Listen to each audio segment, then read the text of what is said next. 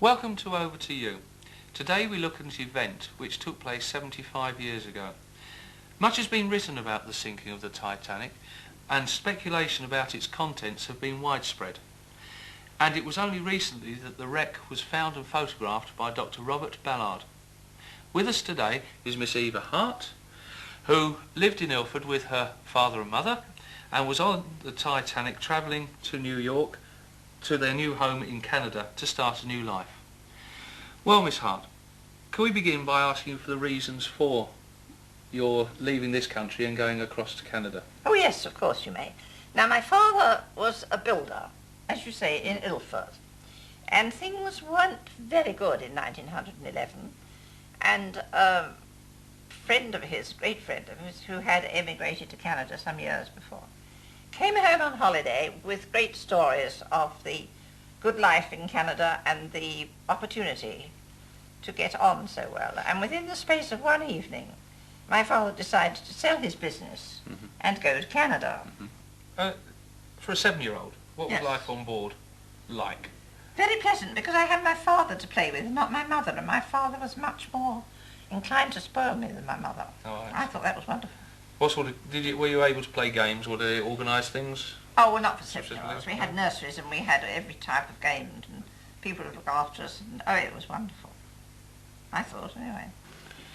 I assume that as a child of 7, you were asleep at the moment of impact. Oh, I was indeed, yes. My mother was awake, of course, as I told you, and she wakened my father and asked him to go up on deck and see what was the matter. And then she wakened me, and I really don't know what she said to me. I'm quite sure that she didn't say the ship is sinking, because it was by no means as sure as that. But she said, come along, I want you to get up, I'm going to dress you. And I snuggled down in bed and said no, and by which time my father came back from going on to deck to look and see what was the matter, because the lift that went up to the boat deck was quite close to our cabin, so he wasn't gone very long. And he simply came back into the cabin and said to my mother, I want you to put this thick coat on. Now my mother was already fully dressed. She never undressed, as I told you. And he put this thick coat on her without any argument, by which time I was quite awake.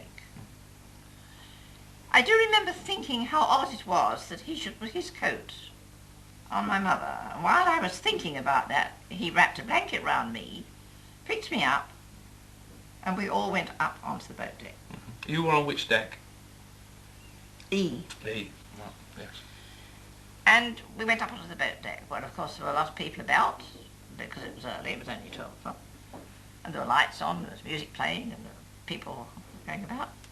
But my father, who I feel quite sure knew an awful lot about ships because he was a native of Hull, and I'm quite sure he felt there was something wrong, so he made straight for a lifeboat and said to my mother, now stay here and don't move. Whatever anyone says, stay right here.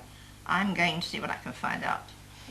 Now, we were on the port side of the ship, and the iceberg had struck us on the starboard side of the ship.